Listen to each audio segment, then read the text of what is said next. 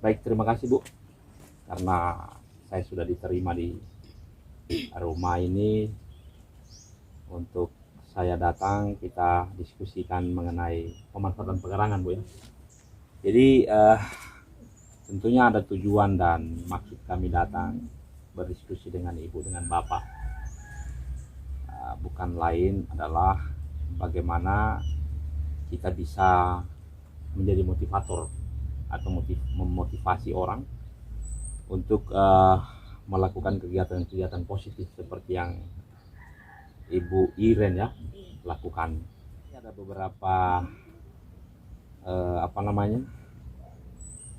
pertanyaan yang mungkin saya dan teman-teman juga bertanya, kalau kemudian teknik pembudidayaan tanaman sayur ini bagaimana kegiatan-kegiatan di pekarangan yang dilakukan. Jadi kita sudah ketemu langsung orangnya, Ibu Iren. Jadi terkait mengenai pemanfaatan pekarangan ini yang ingin kami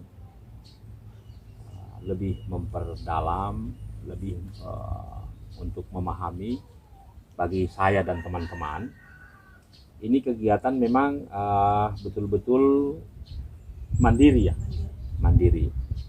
Jadi ternyata dilakukan secara mandiri, tentunya yang dipahami adalah asas manfaat ya Bu. Jadi manfaatnya untuk kita, untuk lingkungan, bahkan untuk orang-orang lain yang mungkin melihat. Baik.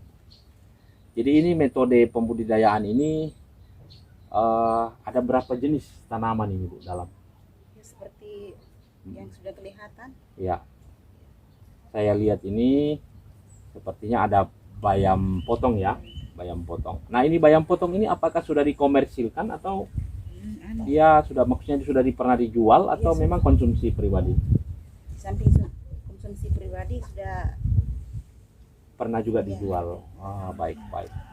Berarti Ibu sudah menciptakan pasar sendiri ya. Jadi secara tidak langsung pembeli itu datang atau menjualnya ke pasar. Diantar langsung ke pasar. Itu di pasar itu sudah ada langganan-langganan yang siap menampung ya. Baik Bu. Jadi ternyata teman-teman di sini ada bayam potong ya Bu Iren ya. Ada ini orang biasa lihat ini kayaknya apa namanya ini? Sawi ya, sawi. Ini sawi putih. Sawi putih, tapi herannya juga kenapa jadinya kayak iya, agak berbeda ya. Iya. Tapi minimal Ibu sudah melakukan. Ini beli bibit. Beli bibit di toko tani. Kemudian ditanam. Baik. Itu beli bibit sendiri ya. Kemudian di sini ada cabai, ada kangkung, ada tomat ya, terong, bawang merah. Ini yang paling menarik ini teman-teman. Ternyata ada beberapa polybag bawang merah ini baru pertama kali Ibu Iren lakukan penanaman ya Bu. Bahkan beliau bilang wah menyesal juga kenapa tanamnya sedikit. luar biasa. Kenapa nanamnya sedikit? Seandainya nanamnya banyak kemarin, tapi tidak apa-apa Bu. Itu menjadi menambah pengetahuan. Tapi yang menarik di sini karena Ibu Iren seperti bawang ini betul-betul masuk dalam kategori organik ya. Karena bawang merah ini ditanam menggunakan tanah di sekitar sini, kemudian dicampurkan dengan beberapa kotoran hewan, dan sampai pada produksi, sampai pada panen itu memang tanpa ada tersentuh oleh bahan-bahan kimia lainnya, mungkin pestisida, kimia atau pupuk pabrikan, kira-kira begitu. Jadi memang betul-betul bawang merahnya ini organik. Baik Bu Iren. Jadi saya sudah keliling-keliling juga dari tadi teman-teman. Ternyata memang walaupun pekarangannya sempit, tetapi manfaatnya sangat luar biasa.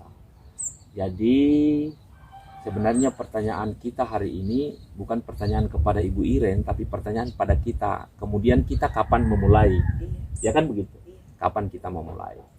Nah, kalau konsep-konsep kemandirian kemudian diterapkan di beberapa wilayah di Kabupaten Pasangkayu ini saya kira sesuatu bagi kita untuk bisa menjadi sejahtera. Iya.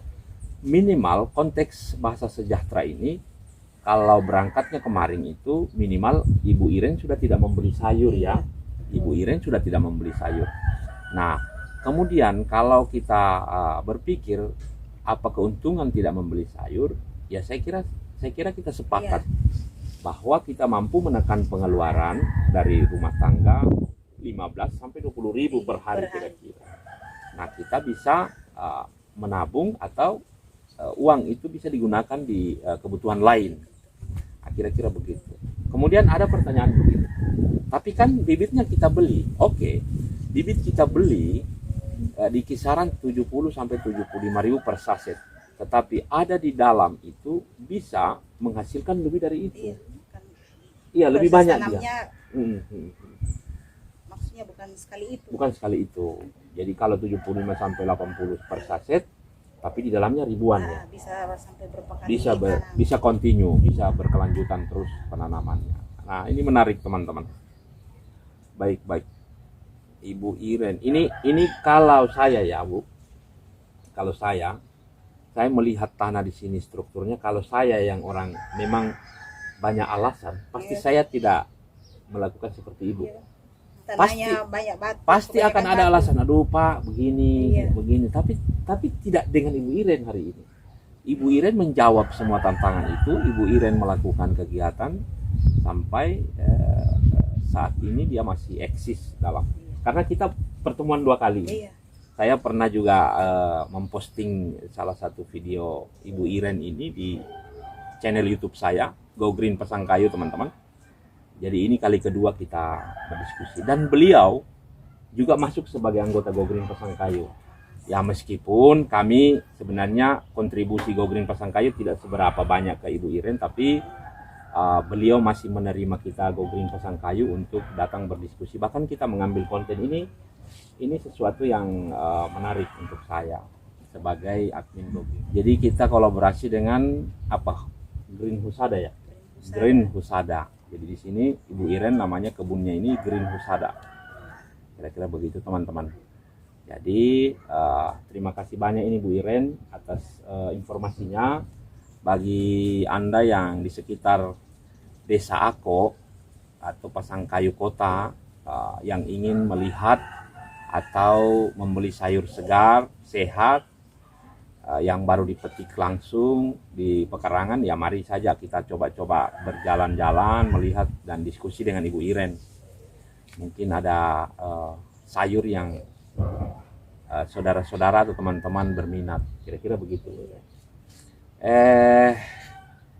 Saya minta Ibu Iren bisa menjelaskan secara panjang lebar tentang asas manfaat atau manfaat yang dirasakan ketika melakukan kegiatan ini. Yang paling utama ini saya minta informasi bagaimana sampai kalau over panen tapi pasarnya tersedia. Kira-kira menjualnya kemana? Supaya teman-teman juga bisa termotivasi atau mereka punya jalan keluar tentang ketika overproduksi di pekarangan, banyak sayur yang ditanam sudah di dapur sudah tidak muat lagi, kemudian ke pasar itu bagaimana kira-kira? Iya, makasih. Kebetulan kan rumah di belakang rumah sakit umum ya. Jadi saya menjual lewat iklan sama teman-teman di dalam. Oh iya. Ada namanya kangkung sudah siap panen. Ada nggak mau minat? Sudah. Ada yang pesan saya 10.000, bahkan panen pertama ini saya dapat hampir 300 dengan 2 bedengan ini. 2 bedengan 300.000, luar biasa. Panen pertama ya. Itu dijualnya ke teman-teman. Kebetulan rumahnya Ibu Iren di belakang rumah sakit umum Kabupaten Pasangkayu, makanya di tempat kerja kebetulan rata-rata ibu di gizi kan, ibu rumah tangga, jadi daripada mau ke pasar lagi pulang kantor, mending langsung singgah atau pesan siap bawa. Iya. Kalau untuk pasar sendiri bagaimana? Pasar sendiri ada langganan. Ada langganan di pasar juga teman-teman. Ada langganan di pasar. Jadi kalau langganannya berminat Iya. sesuai dengan apa yang dia jual di Iya. drop masuk. Oh, itu Ibu Iren sendiri ngantar ke sana atau dia yang jemput? Diantar sendiri, kebetulan dekat, setiap hari Selasa, pokoknya Rabu besoknya, Selasa antar, Jumat besok Kamis kayak buah nangka, ini bayam. Buah nangka ya, Iya. luar biasa. Nah ini melahirkan sendiri pasar. Kemudian teman-teman saya 2 kali bertemu sama Ibu Iren ini, kayaknya beliau tidak pernah ada bahasa keluhan. Iya. Ini yang selalu saya anggap bahwa memang Ibu Iren, teman-teman, ternyata Ibu Iren ini tidak pernah mengeluh. Jadi terus melakukan di pekarangan dengan hasil yang memang dia terima dan cukup maksimal ini saya rasa. Jadi pasar sudah tersedia, jadi dia mencari pasar sendiri. Kan orang-orang ini biasa keluhannya begitu. Teman-teman di luar sana ya, keluhannya, Pak, kalau sudah banyak tanaman mau jual kemana? Pasarnya kemana? Ternyata Ibu Iren lagi-lagi menjawab tantangan itu. Ibu Iren menjawab semua keluhan itu bahwa pasar itu bisa kita ciptakan Iya. sendiri. Karena maksudnya kita ciptakan sendiri itu kita berrelasi atau berkolaborasi dengan pihak manapun. Karena menurut pemahaman saya, Bu Iren, itu nanti sayur tidak laku kalau orang udah tidak makan. Iya. Itu pemahaman saya. Kalau selama kita masih makan, karena sumber-sumber gizi itu terdapat dalam sayur mayur yang ada. Nah, di samping itu, ketika kita menanam sendiri di pekarangan, maka kualitas sayur itu bisa kita pastikan bahwa kualitasnya bagus. Misalnya sehat itu dalam kategori bahwa pertama dia sudah tanpa pestisida ya, pestisida kimia. Kita kan konsumsi sendiri, Konsumsi jadi ya ada lebih dari konsumsi sendiri. Ya. Oke, pasarkan. Ya. Jadi teman-teman, ada 2 manfaat hari ini yang kita temukan di Ibu Iren ini. Kalau menurut saya, kesimpulan saya di saat ini bahwa manfaat pertama itu kita sudah menyediakan pasar hidup di pekarangan kita. Itu manfaat pertama. Kedua, kita mampu menciptakan lapangan kerja untuk diri sendiri, bahkan untuk sampai pada keuntungan rumah tangga. Nah, itu 2 manfaat yang dapat saya simpulkan hari ini. Baik Bu Iren, saya minta terakhir menjadi pesan Ibu ke teman-teman Go Green, khususnya Go Green Pasangkayu, dan juga pada masyarakat yang nantinya akan melihat konten kita ini, melihat video ini, apa yang menjadi pesan atau motivasi Ibu kepada ibu-ibu lain atau bahkan rumah tangga lain yang bisa menjadi motivasi bagi mereka. Silakan Bu, closing statementnya terakhir. Baik, pesan saya ya mungkin bisa saya sebut nama Facebooknya ya. Ya. Grand Husada. Kenapa saya memilih Ya, silakan. nama Grand Husada? Karena ya berhubung dengan hijau-hijau. Iya. Green Husada. Dan motivasi khususnya dari saya untuk teman-teman, jangan pernah merasa bosan, jangan pernah berkata cukup sampai di sini. Kalau bisa lanjut dan Kegiatan begini. menunjang kebutuhan selain dapur, Ya, bisa untuk keluarga. Yang mau datang ke sini silakan datang. Mari kita belajar bersama-sama, dan bukan hanya berhenti di belajar, kita harus buktikan juga, melakukan. Baik. Dan motivasi yang lebih tangguh gigih lagi, yaitu didorong dari keinginan, kemauan, dan laksanakan. Ya. Karena banyak orang ingin tapi tidak bisa melaksanakan. Oke, teman-teman, mungkin begitu ya. Nah, ini luar biasa ini. Memang pesan singkat atau motivasi singkat dari Ibu Iren,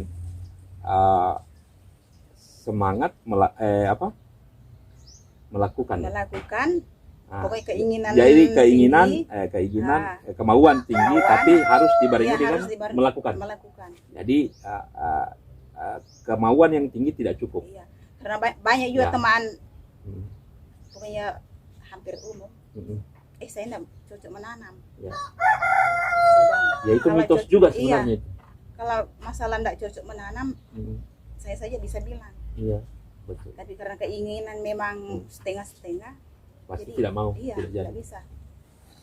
Ya teman-teman, saya rasa ini jelas ya motivasi dari Ibu Iren. Jadi mungkin kita akan jumpa lagi di lain kesempatan.